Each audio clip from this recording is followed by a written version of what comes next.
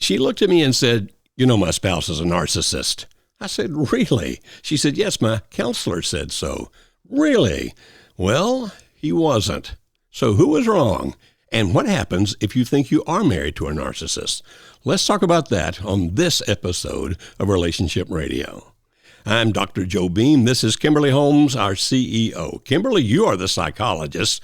I study sex and marriage, and you study psychology. And so what can you tell us about narcissism? It seems to be everywhere. I see things on the internet where people are saying, "Here, buy my series, and I'll tell you how to deal with your narcissist spouse or your narcissist parent or your narcissist child." So apparently, according to them, at least a good 75% of the country is narcissistic. To an extent, that's true. And here's the reason. Because if we actually look at the origins of narcissism, it now is a diagnosable mental or personality disorder, we should say, that's in the DSM. But years ago, there was a lot of debate about whether it should go in or not. And the reason for that is because the people who were fighting against it were saying everyone has some degree of narcissism in them. It's basically a selfishness, a part of us that wants to protect ourselves, to look out for ourselves, and all of that stuff. True narcissism, true narcissistic personality disorder includes, I think it's 9 to 13 different things. It's been a while since I've looked at it. And about 1% of the population is diagnosed with the personality disorder of narcissistic personality disorder, but it includes things like grandiose visions of self, a true lack of empathy for other people's feelings, and different things like that. But again, it can really blur the lines because to an extent, we can all have grandiose ideas about ourselves and how we're more important than others, or at times being way more selfish and not being considerate of other people's feelings. And so, when we're talking about narcissistic personality disorder, no, it's 1% or less of the population. If we're just talking about narcissism as a synonym for selfishness and inconsiderate, then probably 98% of... if not more. Yeah, the book she's referring to, this DSM, is a Diagnostic and Statistic Manual. We're now in the 5th version of that. And it comes out every few years, and psychiatrists and psychologists get together and debate over all kinds of things about what goes in there. But it's used basically by counselors, therapists, psychiatrists, and psychologists to diagnose disorders. And you're right, narcissistic personality disorder, extremely rare. And those people are almost like sociopaths, very close. So mostly what we see is when people are talking about narcissists, they're talking about people who are evidencing some degree of selfishness. Yes. And as you said, who is that not? Exactly. But we use it. I mean, if we think, again, going back to other diagnosable mental or personality disorders, it's similar to how people will use the word bipolar for a person who's not actually bipolar, right? So if we think of it in that way, then yes, people are using this word narcissist, but where it's really becoming unhealthy is that people are trying to diagnose and they're looking up the narcissistic personality disorder. They're seeing everything that goes with it. And because they've labeled their spouse as a narcissist in their mind, then they're continuing to magnify their issues based on this. It's like when, if you're a hypochondriac and you just have, a headache, but then you go on WebMD and you're dying of brain cancer because you're seeing what everything that's listed there, you're starting to manifest in your mind. It's like that's basically what people are doing for their spouse. They're saying because they're selfish, they must be narcissist. If they're a narcissist, then they lack empathy. They have all these other characteristics and they're kind of speaking them into existence, so to say. Yeah, making this fit what they've already decided to be true. Right. And we are living in a country in America where that labels are further and further splitting people. So that if you hear the word Democrat or Republican or the word conservative or liberal, you instantly start making decisions about the other person. And you put them into that category. You perceive them that way. You treat them that way. And there is no such thing as a person who is perfectly going to fit one of those labels and be everything you think they are, because each of us is individualistic. So are there some Democrats who believe this, but some who believe that, and some who believe the other? Sure. Same with Republicans, same with conservatives, same with liberals. And so this whole idea of categorizing, putting people into some kind of a pigeonhole and now thinking that's who they are and that's how we deal with them is causing a whole lot of problems, not just in America, but around the world. But the one that really bothers me here is this one. Had a lady tell me once on her, she called me actually, she was one of our call-in programs, and she said, my counselor said that my husband is a narcissist, to which I replied, how many sessions has your counselor had with your husband before making that diagnosis?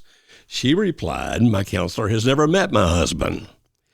I replied, then your counselor is unethical, unprofessional. How in the world could she diagnose that having never met the man? It means that she's taken whatever you have said, and you have to realize every person is biased. Absolutely. Every person. Therefore, what you say is biased. And she has interpreted that into a diagnosis. Yeah. And then my final advice to her was, run. Run away from this therapist. Don't use them. All right, so let's go to the other thing then. So how do you deal with a spouse who's selfish? Yeah. Well, okay. Even if we stick with the narcissist thing, and this answer will, to an extent, I believe, help answer that. My favorite research paper that I read about how to deal with a true narcissist, a person who has narcissistic personality disorder, basically at its core said with empathy, which is the exact opposite of what people are doing. If you're labeling someone as a narcissist, you're not trying to understand why they have this self-protective measure, why they're acting the way that they are. You're furthering the problem by continuing to label them and to separate them from the rest of people. And so this research, I mean, at its core, it said the only way to truly help them is by empathizing, understanding why they are where they are, and loving them into where is a more healthy place for them. So how do you deal with a selfish person? I think we can start with that same principle. First of all, let's have some empathy as to why are they acting selfish in this moment? Are they scared of something? Are they scared of losing something? Are they depressed about something? What is the precipitating factor underneath the selfishness? And it could also be that they, we talk about the concept of push and pull. They're being pulled into something else, like another person or a different type of lifestyle. And so they're acting selfish because their own internal desires have shifted for the time being. But we have to start with that same concept. Where is the selfishness coming from? And sometimes selfishness comes from a person's lack of self-esteem because they actually view themselves as being so flawed and so inadequate that they become very boastful, very proud, very arrogant in the way they treat other people. And people say, look, he's a narcissist or she's a narcissist, when underneath that facade is a scared person who's afraid of somebody seeing who and what they really are. Yeah. Or sometimes people are treated in a way that leads them to be that selfish. Actually, I read about a kind of psychology several years ago called celebrity psychology, which was basically saying, if you treat a person as if he or she is above us, that you are so much more wonderful, you're a star, you're amazing, you have gifts we don't have, etc., that if that person is treated with that kind of adulation, almost to the point of idolatry, if that person is treated like that, after a while, they start believing it. They believe it, yeah. And I must be that amazing, that perfect, because people tell me that. And so it can come from any number of things. So if you're a wife living with a husband or a husband living with a wife and he or she's being selfish, Kimberly says, okay, number one, try to be empathetic, try to understand.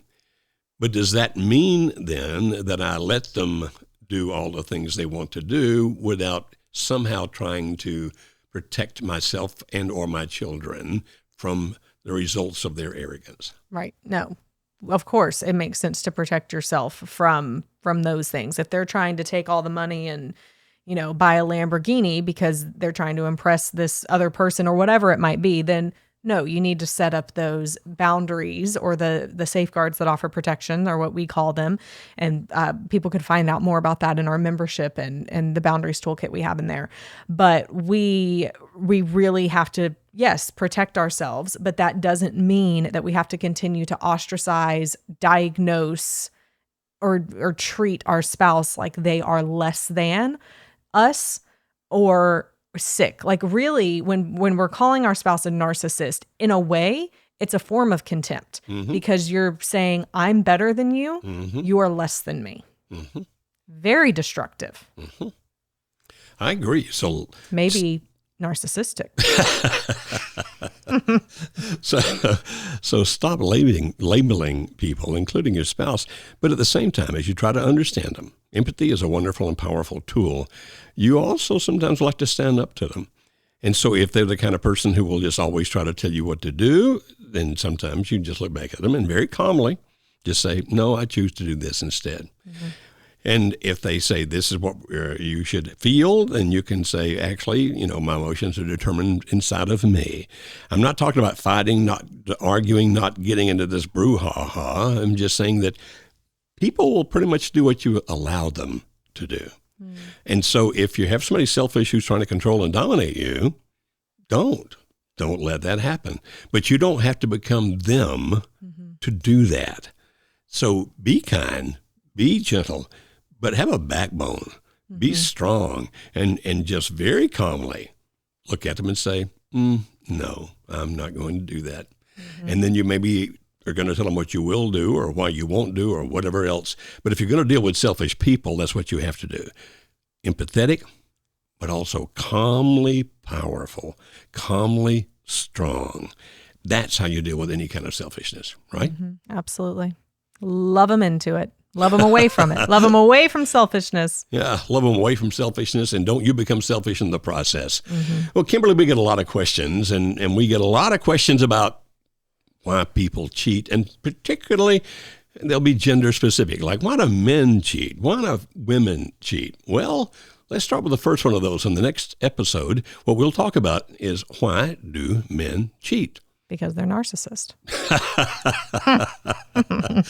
Scratch that last thing. Why do men cheat? We'll talk about that on the next episode of Relationship Radio.